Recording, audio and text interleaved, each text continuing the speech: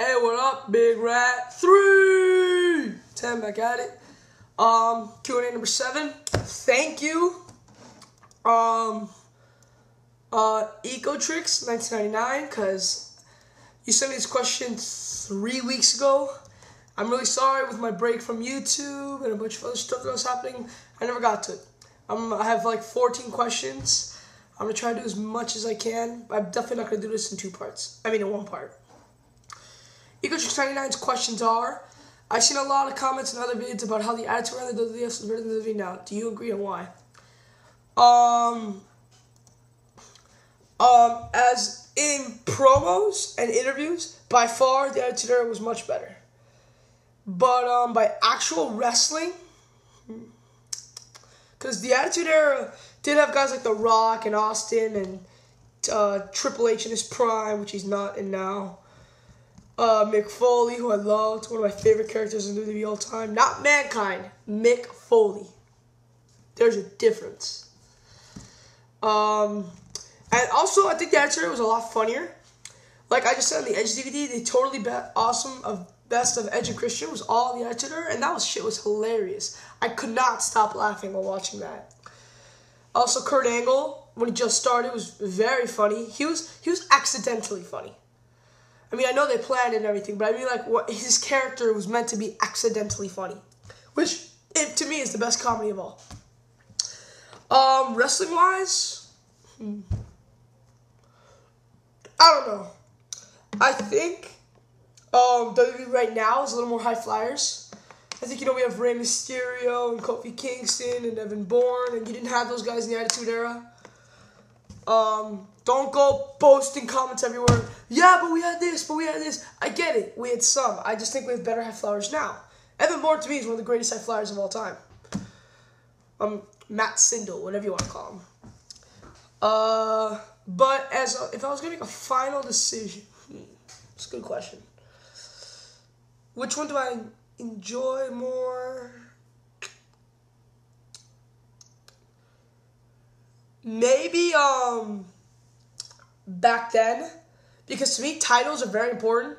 To me, title matches are awesome. I used to love watching title matches, analyze it, this newcomer coming in, how long is the champion has the months, compare that to champions who had the previous champion, how long he had the title, what other titles changed hands that night, and that can prevent future titles from changing hands the same night because they don't want too much.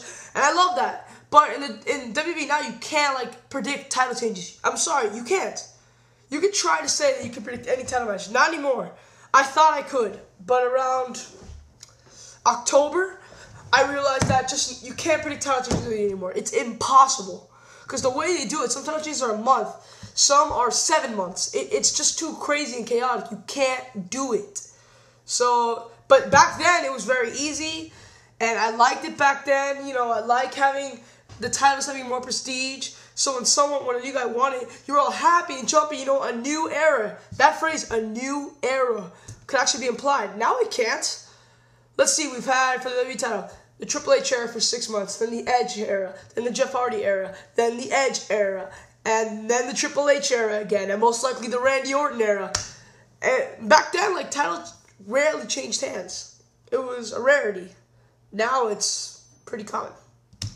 So that's my opinion on that. Don't give me that crap about the Intercontinental title 99. I know it changed hands like a badillion times.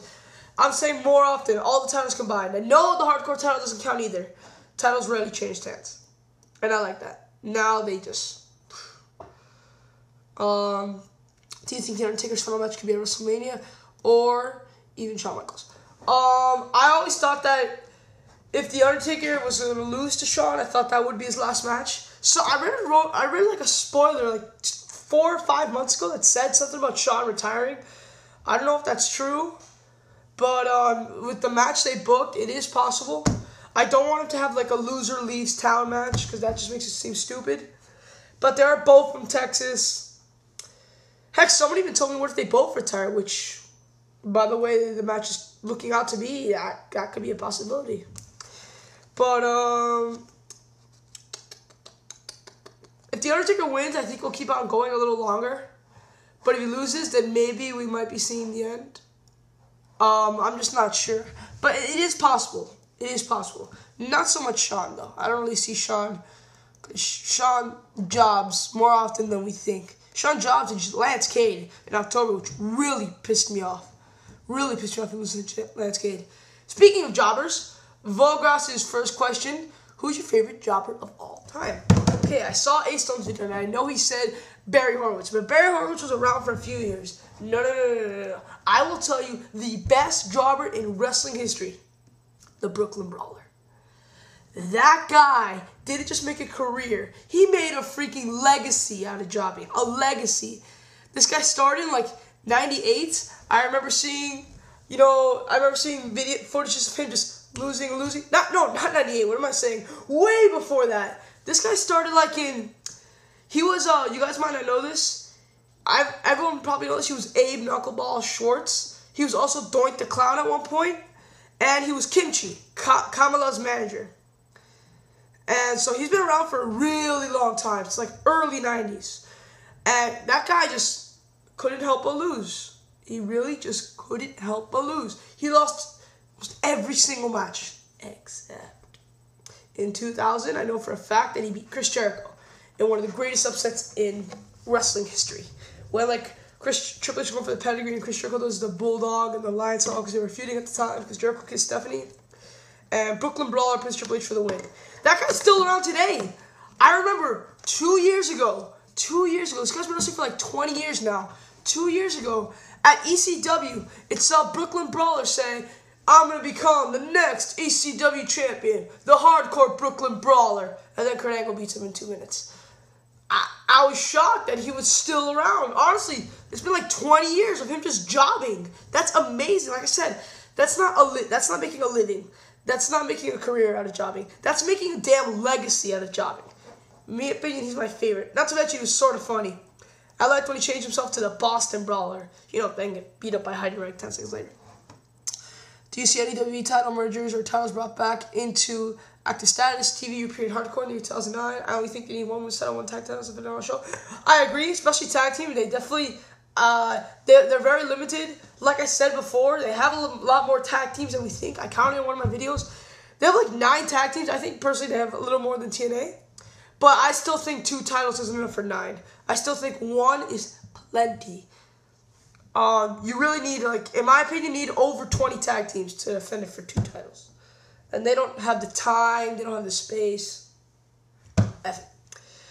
Like TNA, who does TNA have? They have Beer Money, LAX, Team 3D, Motor City Machine Guns, Lethal Consequences. Help me out here. Comment if you see another one. Abyss Matt Morgan, gone. Rock and Rave Infection, gone.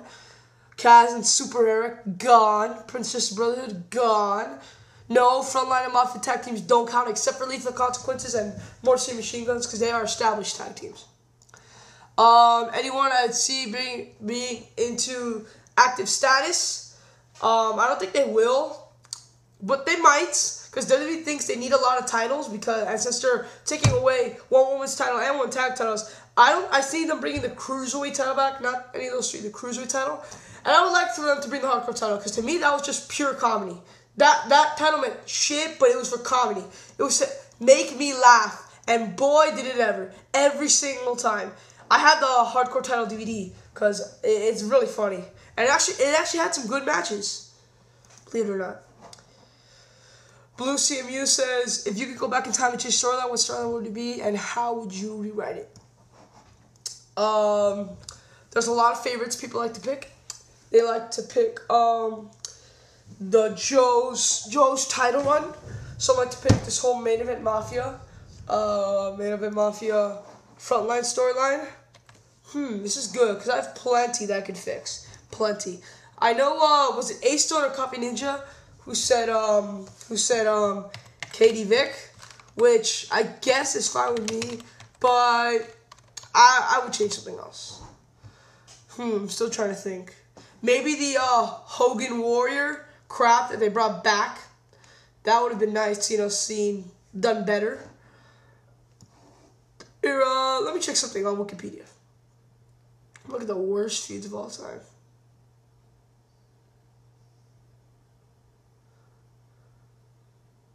Hold on a second. It should be coming up. No, there we go. Worst feud. Damn, Kane's had a lot of shitty feuds, hasn't he? Big Daddy V versus Kane wasn't really a feud.